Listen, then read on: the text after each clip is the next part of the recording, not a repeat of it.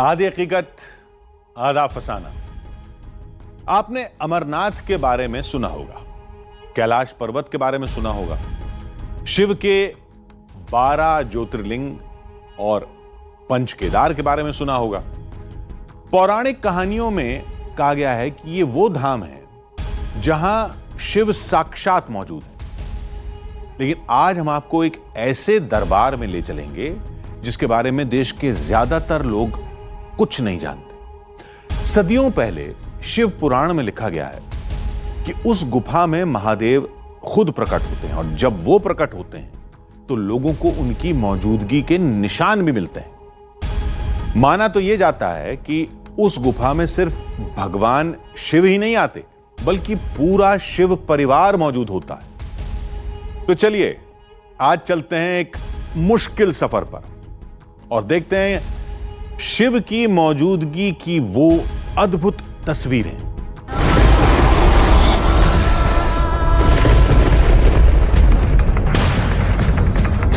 एक इंसान जब बहुत छोटी जगह पे होता है तो घबराहट होती है, आदमी को लगता है कि उसका दम घुट रहा है।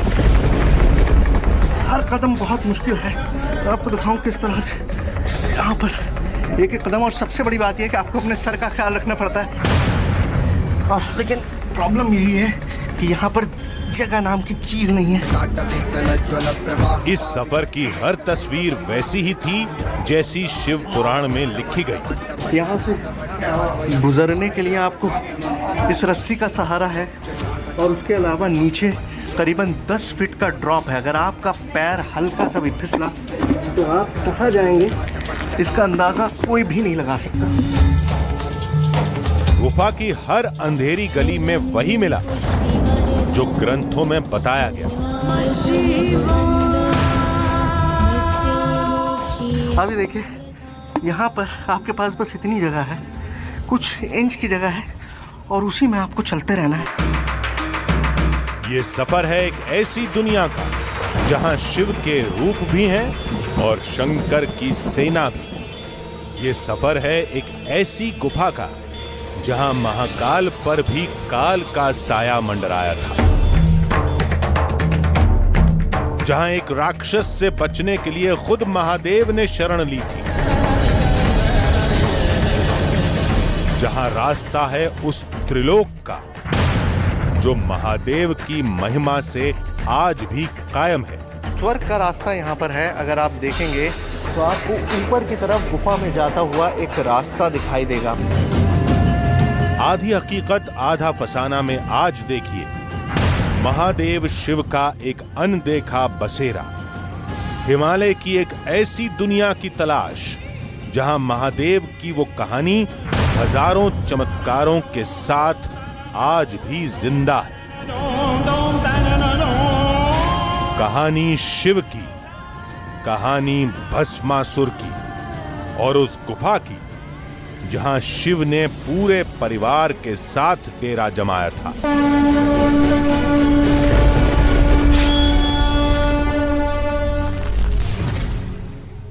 यह गुफा जम्मू में है, वो भी माता वैष्णो देवी के दरबार से सिर्फ 70 किलोमीटर दूर। शिव पुराण में लिखा है कि एक राक्षस से बचकर महादेव ने इसी गुफा में डेरा जमाया था और युगों पुराने वचन को निभाने के लिए महादेव आज भी पूरे परिवार के साथ उस गुफा में आते हैं। इस गुफा से जुड़ा एक और दावा भी है। हमें बताया गया कि शिव खोड़ी की उस गुफा में 2 कंदराएं हैं, एक सीधे स्वर्गलोक तक जाती है, दूसरी अमरनाथ तक। लोग कहते हैं कि आज तक जिसने भी उन रास्तों पर जाने की कोशिश की वो लौट नहीं पाया। आज एक कोशिश हम भी करने वाले हैं, यानी पहली बार कोई टीवी कैमरा उन अंधेरी कंदराओं में दाखिल होने वाला है। तो चलिए शुरू करते हैं शिव खोड़ी का एक रोमांचक सफर।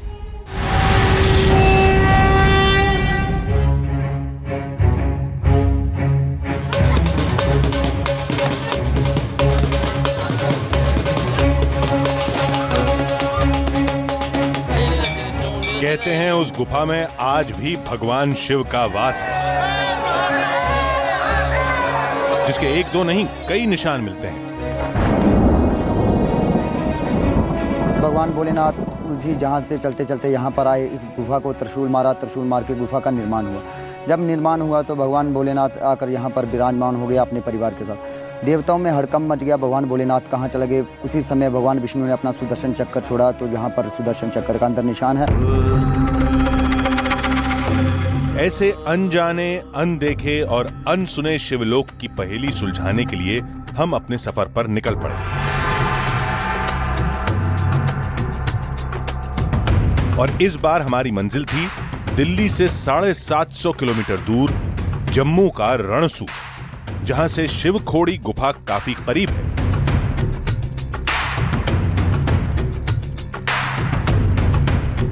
सफर के दौरान हमारे जहन में शिवखोड़ी की पहेली लगातार घूम रही थी। हमें बताया गया कि शिवखोड़ी के साथ शिव की एक अद्भुत लीला है, और वो लीला भस्मासुर राक्षस के वध से जुड़ी है। जय शिवशंकर, जय भोलेनाथ। पुराणों के मुताबिक एक बार वृगासुर नाम के राक्षस ने भगवान शंकर को खुश करने के लिए घनघोर तपस्या की। जय भोलेनाथ, जय शिवशंकर, जय भोलेनाथ, जय। वृगासुर की तपस्या से खुश होकर भगवान शंकर ने उसे भस्मासुर का नाम देते हुए उसके हाथों में अग्नि शक्ति दे दी। मेरे हाथों को ऐसी शक्ति दीजिए कि मैं जिसे चाहूं भस्म कर सकूं। तथास्तु, हम तुम्हें भस्म करने की शक्ति प्रदान करते हैं।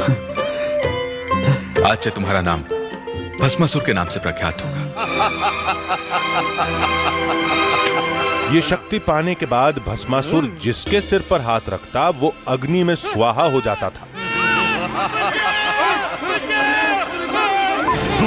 अपने हाथों से दूसरों को जलाने की शक्ति हासिल होते ही भस्मासुर के अत्याचार से पृथ्वी पर हाहाकार मच गया।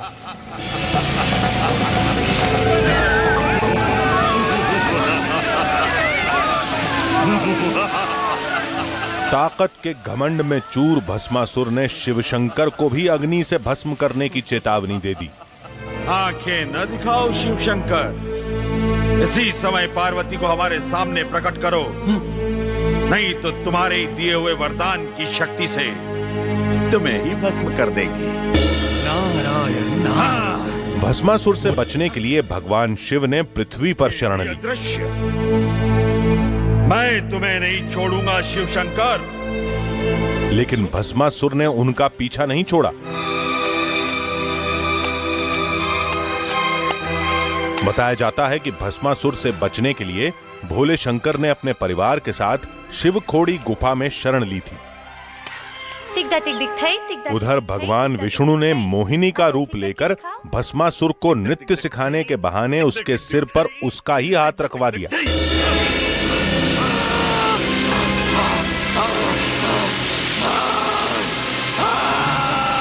पौराणिक कथाओं के मुताबिक भस्मासुर के खत्म होने के बाद भी शिव अपने परिवार के साथ गुफा में ही रहते थे। तभी से उस जगह को शिवखोड़ी के नाम से जाना जाता है।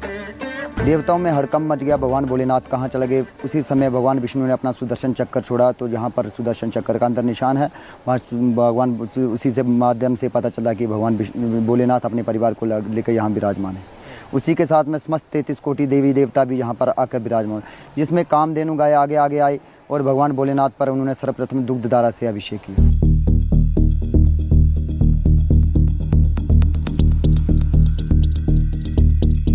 हम अपने सफर पर लगातार आगे बढ़ते जा रहे थे।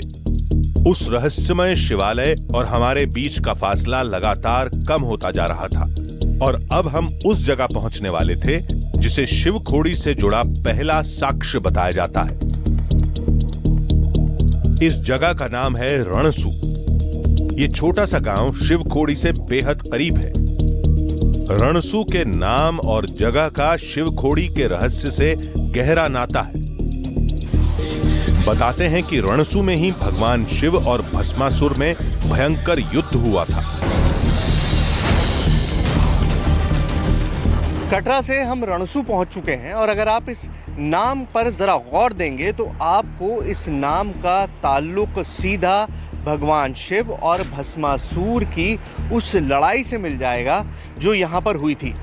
वो लड़ाई हुई थी, रण हुआ था, इसी वजह से इस जगह का नाम है रणसू। और रणसू ही वो जगह है जहां से अब आगे हमको शिव खोड़ी की तरफ जाना है। रणसू से शिव खोड़ी की दूरी केवल 6 किलोमीटर है और चंद पलों के बाद हम अपनी मंजिल के सामने खड़े थे। शिव खोड़ी गुफा का मुख्य द्वार हमारे सामने था। तो लंबा सफर था, मुश्किल सफर था। दिल्ली से 750 किलोमीटर दूर शिव खोड़ी हम पहुंच चुके हैं और यहाँ से आगे गाड़ी नहीं जाती। ये मेन गेट है, शिवम द्वार, आपने देखा होगा ऊपर लिखा हुआ है। यहाँ से आगे गाड़ी नहीं जाती। अब यहाँ से आगे जो भी सफ़र है पैदल का है। करीबन 4 किलोमीटर का रास्ता है इस मेन गेट से लेकर शिव खोड़ी गुफा तक, जहाँ आपको पैदल जाना होता है, खच्चर पे जाना होता है। तो देखते हैं, अंदर जाते हैं, देन लेट्स सी कि हम अपनी जर्नी कैसे शुरू करते हैं। आइए।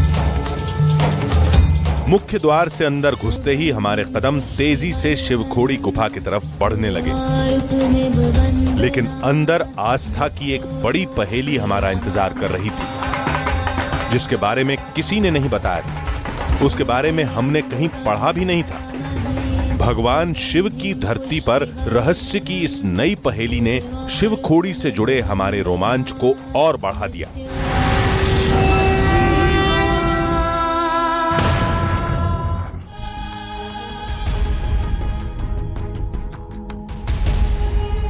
आधी हकीकत आधा फसाना। एक युगों पुरानी गुफा और उस गुफा में पूरे शिव परिवार के एक साथ प्रकट होने का दावा। हमारे लिए यह सब कुछ किस्से कहानियों जैसा था, लेकिन जो लोग उस गुफा में जा चुके हैं वो एक दूसरी कहानी बताते हैं। कहते हैं कि जिस वक्त महादेव उस गुफा में प्रकट होते हैं, उस वक्त गुफा के भीतर कुछ अद्भुत घटनाएं भी घटती हैं। लोगों ने बताया कि उस गुफा के कुछ हिस्से को भक्तों के लिए खोला गया है, लेकिन एक बड़ा हिस्सा ऐसा भी है जहां आज तक कोई नहीं जा पाया। यानी काम थोड़ा मुश्किल है, लेकिन पुराणों की एक दिलचस्प कहानी के लिए हमें इतना जोखिम तो उठाना ही होगा। इस अद्भुत शिवधाम से जुड़े हर रहस्य की हमने पड़ताल की। पड़ताल में क्या सामने आया ये हम आपको बताएंगे, लेकिन इसके लिए अपने सफर को थोड़ा पीछे से शुरू करते हैं, शिव खोड़ी के मेन गेट से।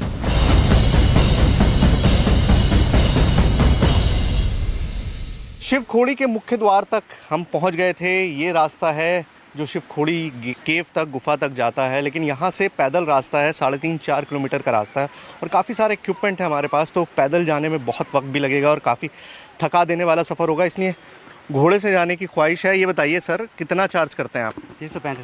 365 रुपये आने जाने का। तो चलिए, लेकर चलिए फिर।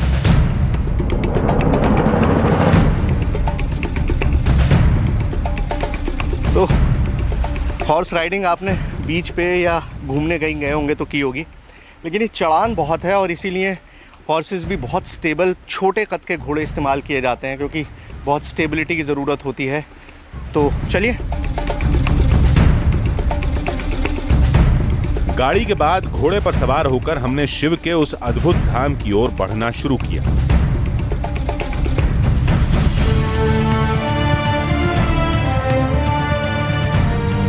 पूरा इलाका हरियाली से भरा था और झरनों से बहता पानी आंखों को सुकून दे रहा था। तो आखिरकार 1 घंटे का सफर तय करके हम शिव खोड़ी गुफा पहुंच गए हैं और घोड़े से भी अगर आप यात्रा करें, खच्चर से भी आएँ तो आप यहीं तक आ सकते हैं। इसके आगे का रास्ता पैदल है। तो चलिए आगे का रास्ता तय करते हैं। मुश्किल है बट करते हैं, आइए।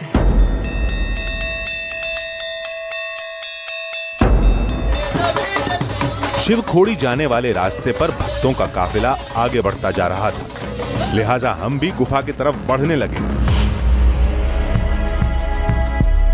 शिव खोड़ी जाने के रास्ते में इन लाल चुनरियों को देखकर माता वैष्णो देवी धाम की याद आ गई।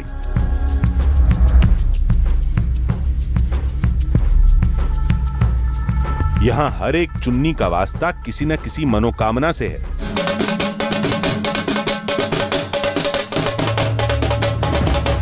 ढोल की आवाज ने हमें बता दिया कि हम शिव खोड़ी गुफा पहुंच चुके थे।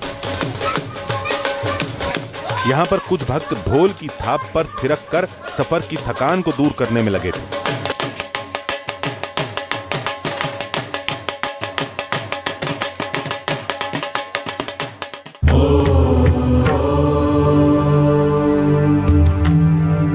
इसके बाद वो अलौकिक और अद्भुत शिवखोड़ी गुफा हमारे सामने थी, जहां का नजारा दिव्य था।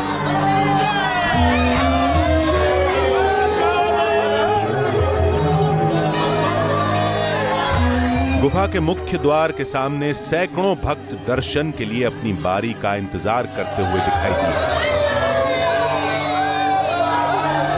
भगवान शिव से जुड़ी आस्था का रंग सबके चेहरे से झलक रहा था। कोई अपने पैरों पर खड़ा था तो कोई दूसरों के कंधों पर सवार होकर बाबा के दरबार में हाजिरी लगाने पहुंचा था।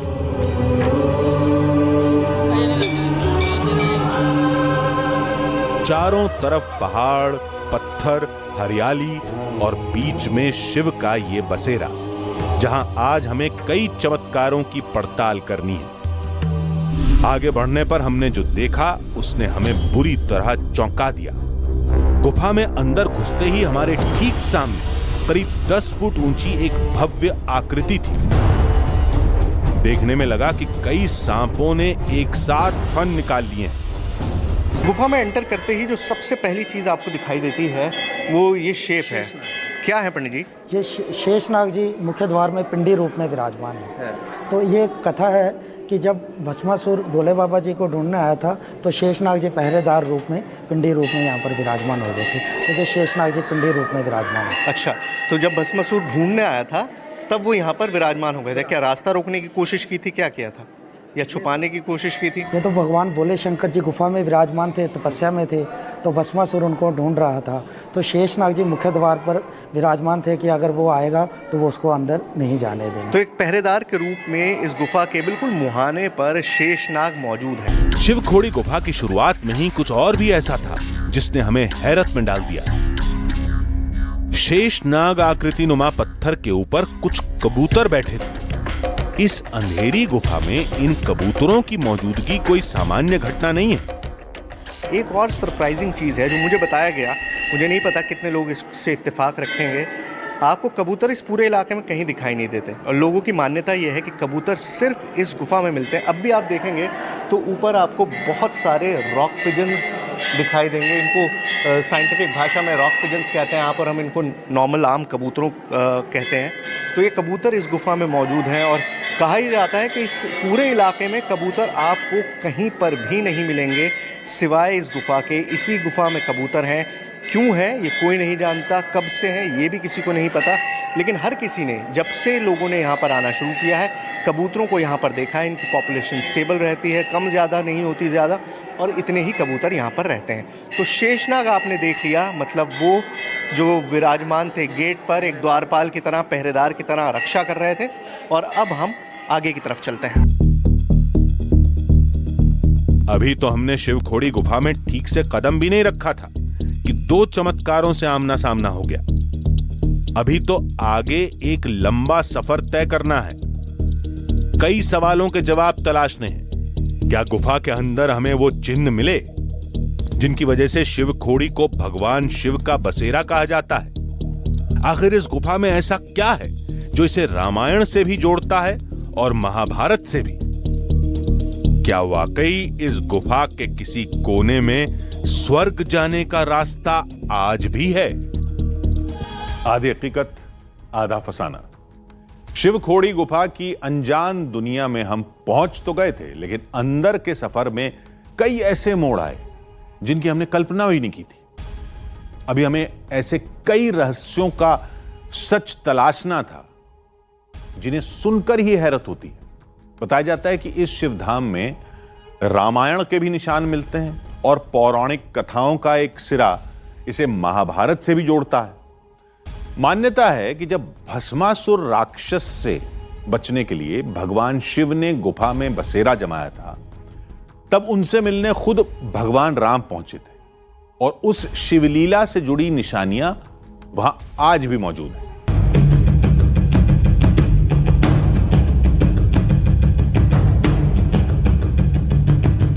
शिव तंत्र की अनसुलझी पहेलियों में उलझा एक रहस्य लोक, जहां से जुड़े चमत्कार हैरत में डालते हैं। माँ पार्वती जी यहाँ पर ऐसा वर्णन है कि खाना बनाते थे, अंदर पत्थर के चूल्हे और बर्तन इत्यादि बने हुए हैं।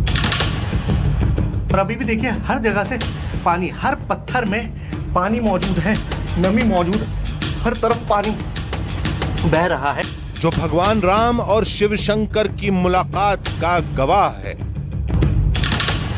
माना जाता है कि जब भगवान शिव इस गुफा में थे अपने परिवार के साथ, तो राम उनसे मिलने आए थे। इस गुफा से जुड़ी पौराणिक कथाओं का एक सिरा महाभारत से भी जुड़ता है। इन गुफाओं में वनवास के दौरान पांडवों ने भी लंबा वक्त यहाँ पर बिताया, जहां से स्वर्ग जाने का रास्ता आज भी दिखता है। सामने ऊपर स्वर्ग गुफा का रास्ता है। जिस शिव खोड़ी गुफा में खुद महाकाल को काल से बचकर शरण लेनी पड़ी हो, वहां हमें क्या मिलेगा, इन बातों से अनजान हमने अपने सफर को आगे बढ़ाया। आने वाले खतरों से अनजान हम गुफा के अंदर बढ़ते जा रहे थे। अब हमारी असली चुनौती यहां से शुरू होने वाली थी। हिमालय की ये नेचुरली फॉर्म्ड गुफा है शिव खोड़ी, और स्लेक्मेटाइट फॉर्मेशंस हैं, और मैं आपको दिखाऊं यहाँ पर पानी लगातार रिसता रहता है।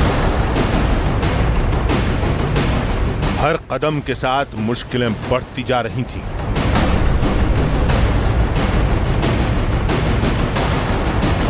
तो कितना मुश्किल है शिव खोड़ी में गुफा में चलना, मैं आपको दिखाऊं।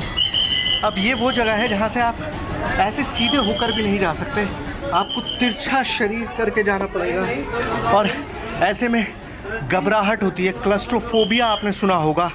एक इंसान जब बहुत छोटी जगह पे होता है तो घबराहट होती है, आदमी को लगता है कि उसका दम घुट रहा है। तो यहाँ पर उसी तरह की जगह है, पैनिक अटैक आ सकते हैं। वही देखिए यहाँ पर आप बिल्कुल नहीं चल सकते, आप पत्थरों से पूरी तरह से जुड़ कर चलते हैं।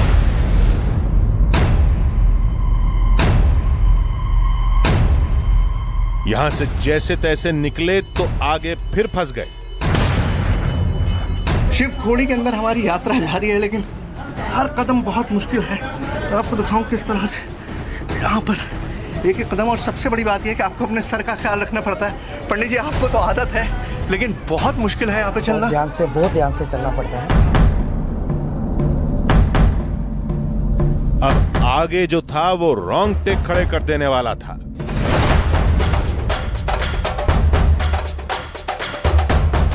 मैंने अपने इस पूरे करियर में बहुत सारी खतरनाक जगहों पर शूट किया है, लेकिन मैं आपको बताऊं इससे ज़्यादा खतरनाक शायद कुछ नहीं होगा। अभी देखिए यहाँ पर आपके पास बस इतनी जगह है, कुछ इंच की जगह है, और उसी में आपको चलते रहना है। मेरे कैमरामैन किस तरह से शूट कर रहे हैं, उनकी हिम्मत को है, क्योंकि उनके पास भी टेढ़े खड़े होकर, मुड़ के खड़े होकर शूट करने की जगह नहीं है। उल्टा कैमरा पकड़ के कैसे कर पा रहे हैं, लेकिन ये एक बहुत मुश्किल सफ़र है, और सबसे बड़ी बात यह कि आपको बहुत ख्याल रखने की ज़रूरत है। पंडित जी ये बताइए, अभी तो लाइट वगैरह है, जब लाइट वाइट नहीं थी तब लोग किस तरह से आते थे यहाँ? तब ऐसा है कि यहाँ से ना लकड़ी जलाकर अंदर आते थे। अच्छा, तो जहाँ जगह ही नहीं होगी वहाँ कैसे लकड़ी जलाते थे? सर वो लकड़ी जला के अंदर आते थे। अच्छा, यहां हर एक मोड़ चुनौतियों का पहाड़ था।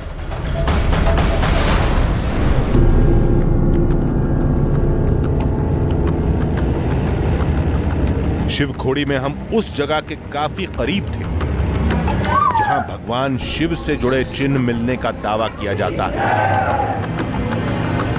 शिव खोड़ी गुफा के हम उस आखिरी हिस्से तक पहुंचने वाले हैं जहां पर कहा जाता है कि भगवान शिव खुद विराजमान है। कुछ ही पलों में हम शिव खोड़ी गुफा के गर्भगृह में थे, शिव शंकर शंभु महादेव, जहां शिव भक्ति का सागर उमड़ रहा था।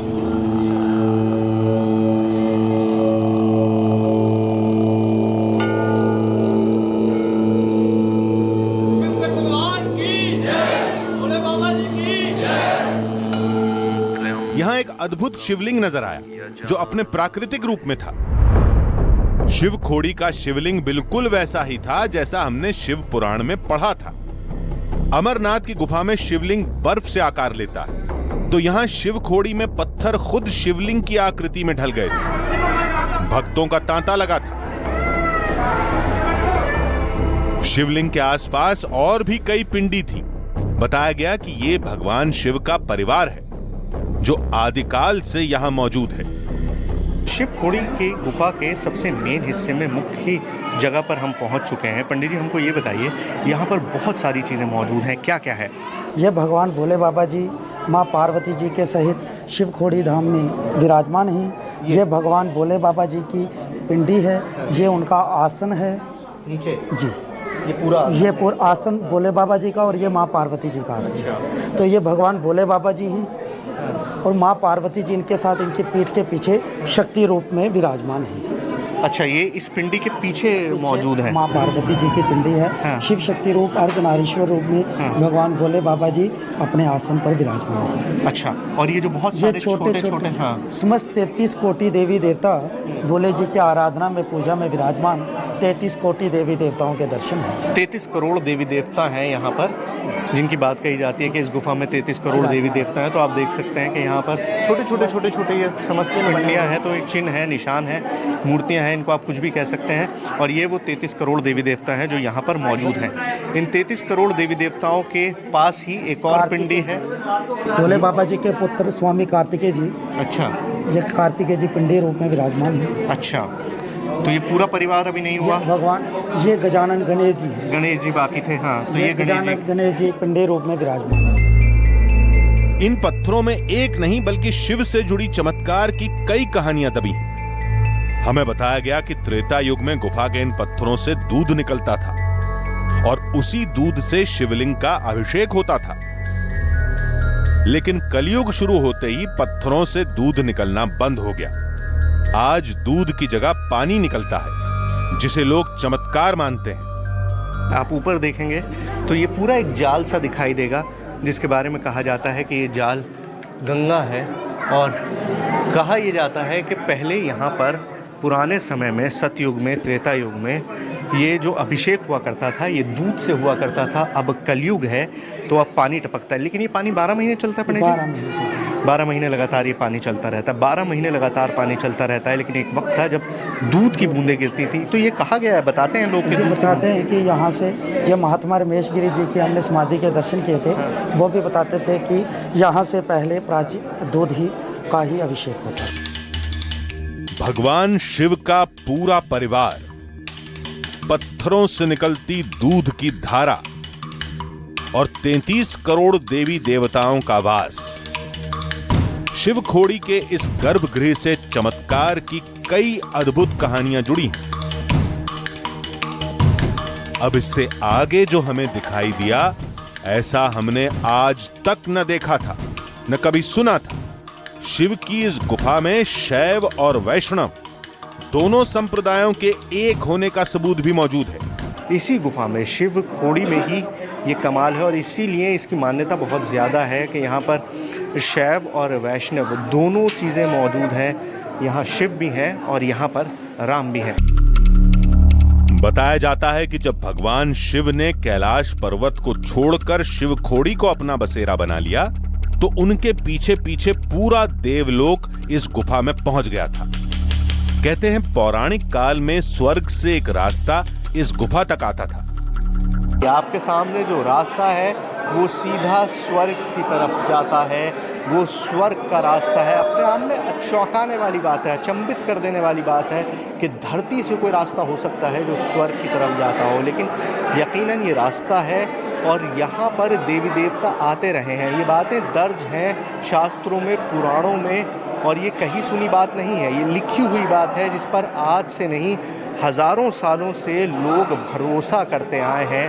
हज़ारों सालों से लोग इस बात को मानते आए हैं। अब आप कहेंगे कि अगर जा सकते हैं तो हम जा क्यों नहीं रहे? हम इसलिए नहीं जा रहे क्योंकि युग बदल चुका है। त्रेता युग में बात अलग थी, सतयुग में बात अलग थी, अब कलयुग है और कलयुग में कोई भी शायद इस लायक नहीं है जो इस रास्ते से जा सके। जो कोशिश करता है वो गायब हो जाता है, कभी नज़र नहीं आता। वो स्वर्ग पहुंचता है या नर्क ये नहीं पता, लेकिन यहाँ से ये रास्ता है और ये बात हर आदमी यहाँ पर मानता है। अब इतना सब देखने के बाद हमें लगा कि एक गुफा के अंदर और कितने चमत्कार होंगे। एक साथ इतनी कहानियों की पड़ताल हमने कभी नहीं की थी, लेकिन सबसे बड़े रहस्य का खुलना तो अभी बाकी था। ये सुनकर हम हैरत में पड़ गए कि शिवखोड़ी गुफा का एक रास्ता अमरनाथ तक जाता है। इसके पीछे की मान्यता यह है कि देवताओं के मनाने के बाद भगवान शिव ने इसी गुफा से अमरनाथ की तरफ प्रस्थान किया था। कहते हैं शिव के वो पद चिन्ह आज भी गुफा में मौजूद हैं। पीछे ये रास्ता है जिसके बारे में कहा जाता है कि ये सीधा अमरनाथ की तरफ जाता है। पंडित जी, मुझे ये बताइए कि ये अमरनाथ का रास्ता है जैसा कहा गया है? जी, जैसे हमने गुफा के मुख्य द्वार में महात्मा रमेशगिरी जी की समाधि देखी तो उनके मुख से मैंने भी सुना हुआ है कि शिवखोड़ी धाम से ही साधु संत यहाँ पर तपस्या करते थे और फिर तपस्या के उपरांत वो शिवखोड़ी धाम से इसी मार्ग द्वारा अमरनाथ जी को जाते थे। अगर जंगल और बर्फ से ढके पहाड़ी रास्तों से पैदल जाएं तो जम्मू से अमरनाथ गुफा की दूरी करीब 200 किलोमीटर है। जाहिर है ये सुनकर शायद ही किसी को विश्वास होगा कि शिवखोड़ी गुफा के अंदर से अमरनाथ गुफा के लिए कोई रास्ता जाता होगा, लेकिन इस गुफा की खोज करने वाले शख्स के मुताबिक एक समय में ऐसा रास्ता था। और ये बात कोई बहुत पुरानी नहीं, हर साल ऐसा होता है और ये बात भी कोई पुरानी नहीं है। मतलब जब गुरुजी बता रहे हैं तो गुरुजी अभी पिछले 50 साल की ही बात है। ये बात भी कोई बात पुरानी नहीं है कि यहाँ पे लोग गए और उसके बाद वापस नहीं लौटे। आपने कोशिश की है जाने की? जी, मैं एक बार गया था लेकिन लास्ट तक नहीं गया। हाँ। यहाँ तक गया तो काफ़ी सारे पत्थर गिरे हुए थे। हाँ। तो हम फिर वहाँ से और सांप भी दिखाई दिया? वो मेरे को नहीं, जो हमारे बाद यहाँ पुलिस इंचार्ज थे वो गए थे और वो तो थोड़ा सा या सामने से ही वापस आ गए थे। आगे उन नाग देवता बैठे हुए थे तो वो वापस आ गए थे। शिवखोड़ी गुफा में कदम कदम पर शिव तंत्र से जुड़े चमत्कारों की चकाचौंध है, लेकिन विज्ञान इसे कोई चमत्कार नहीं मानता। विज्ञान के मुताबिक ये आकृतियां भूगर्भ में पानी, हवा और गैस की रासायनिक क्रियाओं का असर हैं। पत्थरों की ऐसी आकृतियां पहले भी कई गुफाओं में देखी गई, लेकिन शिवखोड़ी में मिलने वाली निशानियां और इनसे जुड़ी आस्था को एकदम से खारिज नहीं किया जा सकता। कुछ ऐसी बातें हैं जिन्हें नकारना मुश्किल है। शिवखोड़ी जम्मू की पवित्र धरती पर ही स्थित क्यों है, जहां से अमरनाथ और मां आदिशक्ति की महिमा जुड़ी। यहां भस्मासुर और भगवान शिव की युद्ध की निशानियां कैसे मिलती हैं? जिन रास्तों पर आज चलना मुश्किल है, उस गुफा के काफी अंदर सदियों पुराना पत्थर से बना प्राकृतिक शिवलिंग कैसे है? और सबसे बड़ी बात, शिवखोड़ी गुफा के तार पौराणिक कहानियों से कैसे जुड़ते हैं? और इसके एक एक चमत्कार का जिक्र शिव पुराण में क्यों है?